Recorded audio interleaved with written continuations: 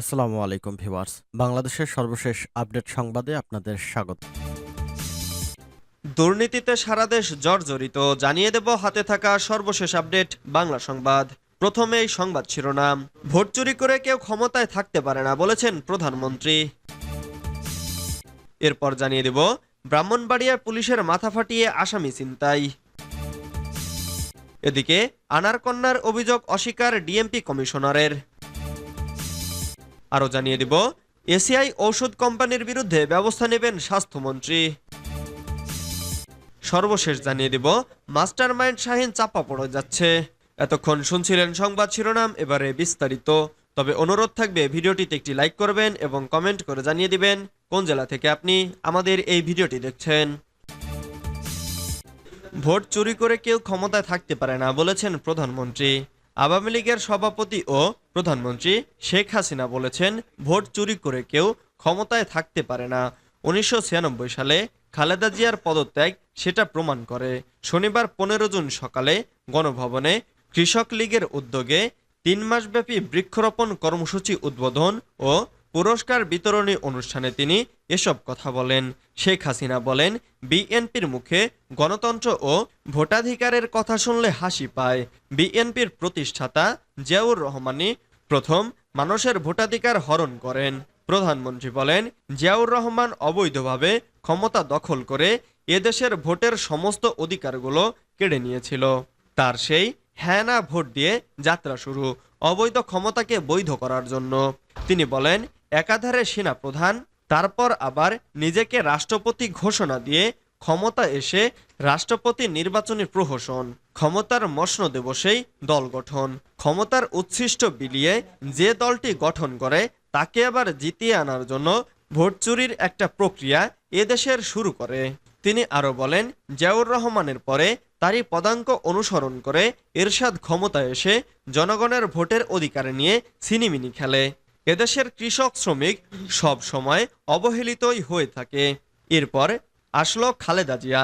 সেও ক্ষমতায় আসার পর দেখা গেল শুধু জনগণের ভোট চুরি করাই নয়, দেশের কৃষকের ভাগ্য নিয়েও ছিনিমিনি খেলে।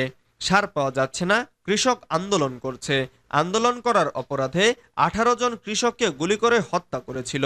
শেখ হাসিনা বলেন, খালি কৃষক কেন, রোজার দিনে শ্রমিকরা মজুরির দাবিতে যখন আন্দোলন করে তখন প্রায় 17 জন শ্রমিককে গুলি করে হত্যা করেছিল এই খালেদা জিয়া। বিদ্যুতের দাবি করেছিল কনসার্টে।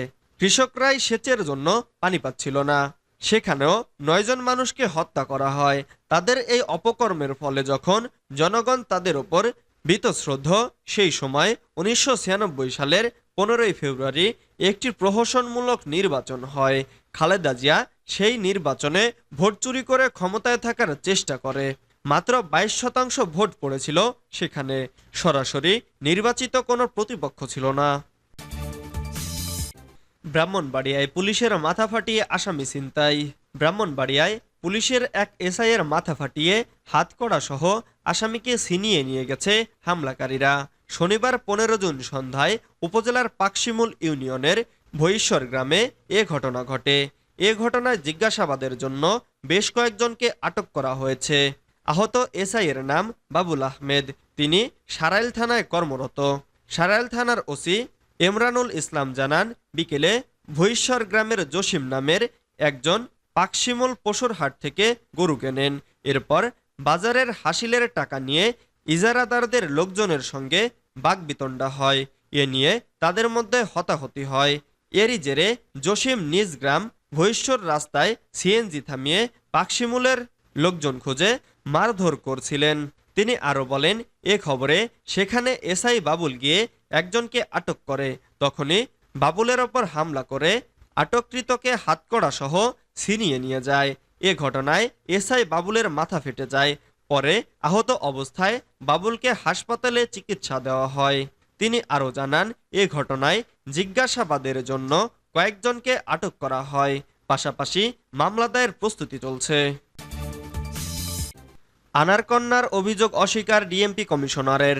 ঢাকা মহানগর পুলিশের কমিশনার হাবিবুর রহমান জানান, সংসদ সদস্য আনোয়ারুল আজিম আনার হত্যা মামলায় তদন্তে আটক করা ঝিনাইদহ জেলা আওয়ামী লীগের সাধারণ সম্পাদক সাইদুল করিম মিন্টুকে রক্ষার কোনো তদবির নাই।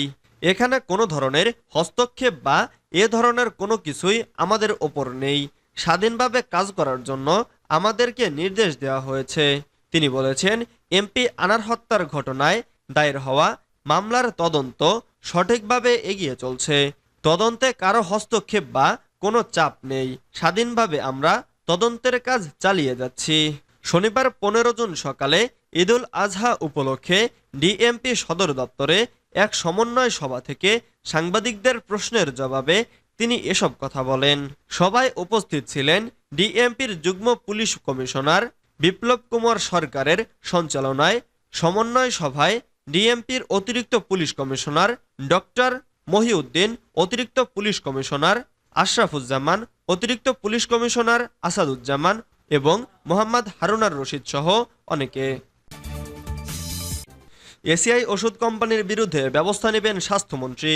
স্বাস্থ্য ও পরিবার কল্যাণ মন্ত্রী ডক্টর সামন্তলাল সেন বলেছেন, সরকারিভাবে নিষিদ্ধ ড্রাগ হেলোসিন ক্রয়, বিক্রয় ও ব্যবসার সঙ্গে যারা জড়িত তাদের বিরুদ্ধে কঠোর আইনগত ব্যবস্থা নেওয়া হবে।